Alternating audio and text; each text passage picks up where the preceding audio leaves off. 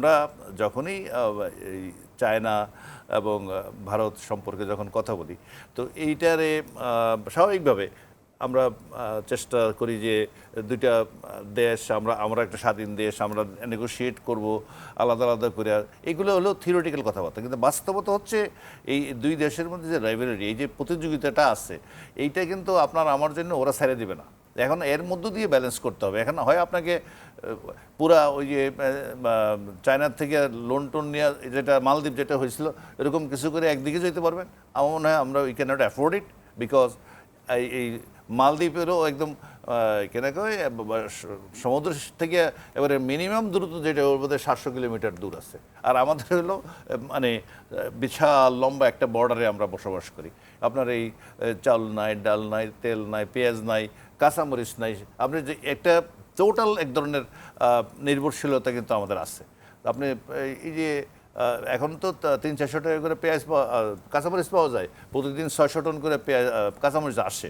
এটা না আসলে বোধহয় 1-1,500 টাকা আর আরও বেশি 50,000 টাকা হয়ে যেত কিনা কাঁচামরিচের দাম আল্লাহ জানে।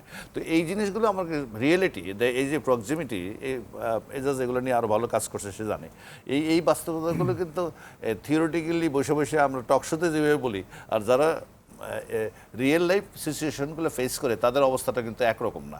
আপনি যেদিকে ওই এটা ভারতের সাথে কিছু হয়ে গেলেও এটাও যেরকম একটা সেন্সিটিভিটি ক্রিয়েট করে বেইজিংয়ে, আবার বেইজিংয়ের সাথে এটা ভারতে, এইটা তো আপনাকে একটা ব্যালেন্স করতেই হবে। But it's a very difficult situation, it is not that easy. এখন যারা বলতেছে এরা কী চাচ্ছিল, এরা কি ইন্ডিয়াকে বাদ দিয়া পুরা চায়নার ঋণ জালে আবদ্ধ হইয়া চায়নার দিকে হইয়া মৌর্য মালদ্বীপের প্রেসিডেন্টের মতন হয়ে যেতে চাচ্ছিল? অথবা আমরা যত কথাই বলি এটাকে ভারতের আবার সেই পরিমাণ সামর্থ্য, হ্যাঁ, যেগুলোতে আমাদের দরকারি প্রজেক্ট যেগুলো আছে, যেমন পদ্মা ব্রিজটা তো আমাদের এরকম এসেনশিয়াল যে প্রজেক্টগুলো আছে সেগুলো, আমাদের এই মেট্রো রেল, মানে এটা তো বলে একটা অভাবনীয় ঘটনা ঘটছে আমাদের যেখানে গতি কমতে কমতে ঘন্টায় বোধহয় 3 কিলোমিটার না 4 কিলোমিটার চলে আসছিল, এখন কিন্তু এটা 7-8-10 কিলোমিটার দিয়ে চলে গেছে। ঢাকা শহরে একটা স্পিড আছে। এই যে এই এসেনশিয়াল এবং যেগুলো দিয়ে আসলে জনগণের উপকার হয় সেই প্রজেক্টগুলো আমাদের করতে হবে এবং লোন নিয়ে করতে হবে। আমাদের তো ওরকম সারপ্লাস নেই, আমাদের রেভিনিউ বাজেটে কোনো সারপ্লাস নেই।